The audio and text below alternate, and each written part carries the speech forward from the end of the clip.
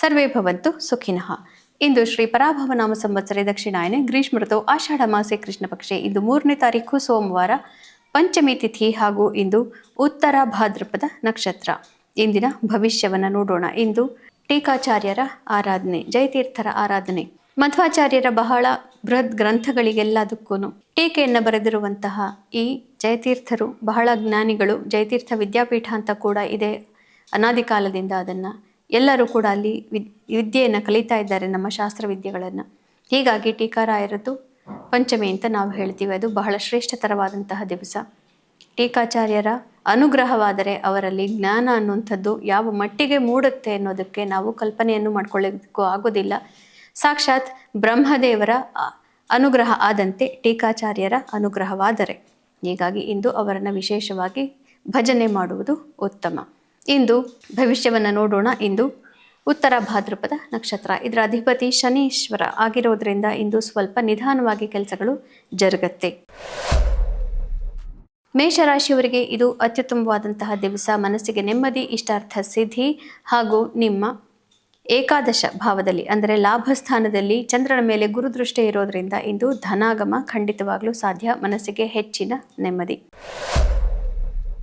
ವೃಷಭ ರಾಶಿಯವರಿಗೆ ನಿಮ್ಮ ಕಾರ್ಯಕ್ಷೇತ್ರದಲ್ಲಿ ಇಂದು ಚಂದ್ರನ ಮೇಲೆ ಗುರುದೃಷ್ಟಿ ಬೀಳ್ತಾ ಇರೋದ್ರಿಂದ ಗಜಕೇಸರಿ ಯೋಗ ಪ್ರಾಪ್ತಿಯಾಗತ್ತೆ. ಹೀಗಾಗಿ ನಿಮ್ಮ ಕಾರ್ಯಕ್ಷೇತ್ರದಲ್ಲಿ ಬಹಳ ದೊಡ್ಡದಾದಂತಹ ಒಂದು ಯಶಸ್ಸನ್ನು ನೀವು ಇವತ್ತು ಪಡಿತೀರಿ.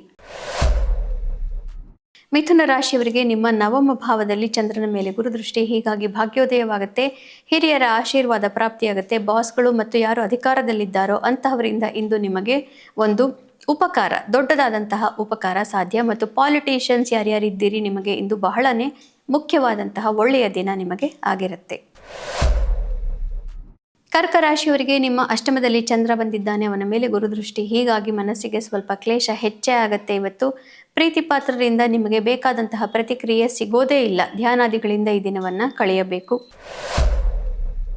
ಸಿಂಹರಾಶಿಯವರಿಗೆ ನಿಮ್ಮ ಸಪ್ತಮದಲ್ಲಿ ಚಂದ್ರನ ಮೇಲೆ ಗುರುದೃಷ್ಟಿ, ಹೀಗಾಗಿ ಸಪ್ತಮದಲ್ಲಿ ಗಜಕೇಸರಿ ಯೋಗ. ಪಾರ್ಟ್ನರ್ಶಿಪ್ ವ್ಯವಹಾರಗಳಲ್ಲಿ ಬೇರೆಯವರಿಂದ ನಿಮಗೆ ಇಂದು ಅದೃಷ್ಟ ಸಾಧ್ಯ. ನಿಮ್ಮ ಜೀವನ ಸಂಗಾತಿಗೂ ಕೂಡ ಇಂದು ಬಹಳನೇ ದೊಡ್ಡದಾದಂತಹ ಅದೃಷ್ಟ ಪ್ರಾಪ್ತಿ.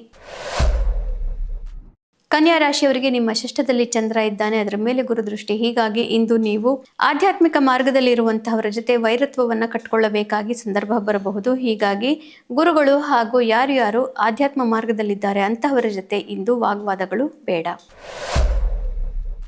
ತುಲಾ ರಾಶಿಯವರಿಗೆ ನಿಮ್ಮ ಪಂಚಮದಲ್ಲಿ ಚಂದ್ರ, ಅವನ ಮೇಲೆ ಗುರುದೃಷ್ಟಿ, ಹೀಗಾಗಿ ಮಕ್ಕಳಿರುವಂತಹ ಪೋಷಕರಿಗೆ ಮಕ್ಕಳಿಂದ ಇವತ್ತು ಬಹಳನೇ ಸಂತೋಷವಾದಂತಹ ಸುದ್ದಿಯನ್ನು ನೀವು ಕೇಳಬೇಕಾಗಿ ಬರಬಹುದು.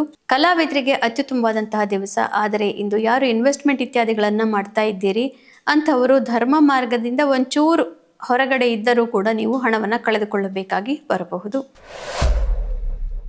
ವೃಶ್ಚಿಕ ರಾಶಿಯವರಿಗೆ ನಿಮ್ಮ ಚತುರ್ಥ ಭಾವದಲ್ಲಿ ಚಂದ್ರನ ಮೇಲೆ ಗುರುದೃಷ್ಟಿ, ಗಜಕೇಸರಿ ಯೋಗ. ಯಾರ್ಯಾರು ರಿಯಲ್ ಎಸ್ಟೇಟ್, ಇನ್ಫ್ರಾಸ್ಟ್ರಕ್ಚರ್, ತೋಟಗಾರಿಕೆ, ಹೈನುಗಾರಿಕೆ ಇತ್ಯಾದಿಗಳನ್ನು ಮಾಡ್ಕೊಂಡಿದ್ದೀರಿ, ನಿಮಗೆ ಇಂದು ಬಹಳ ದೊಡ್ಡದಾದಂತಹ ಒಂದು ಡೀಲ್ ಕುದುರಬಹುದು.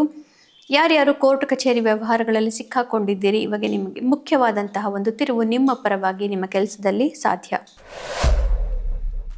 ಧನು ರಾಶಿಯವರಿಗೆ ಇಂದು ಸ್ವಲ್ಪ ಕಷ್ಟಕರವಾದಂತಹ ದಿವಸ ಅನಿಸಬಹುದು. ಆದರೂ ಕೂಡ ತೃತೀಯದಲ್ಲಿ ಚಂದ್ರ ಬಂದಿದ್ದಾನೆ, ಅವನ ಮೇಲೆ ಗುರುದೃಷ್ಟಿ.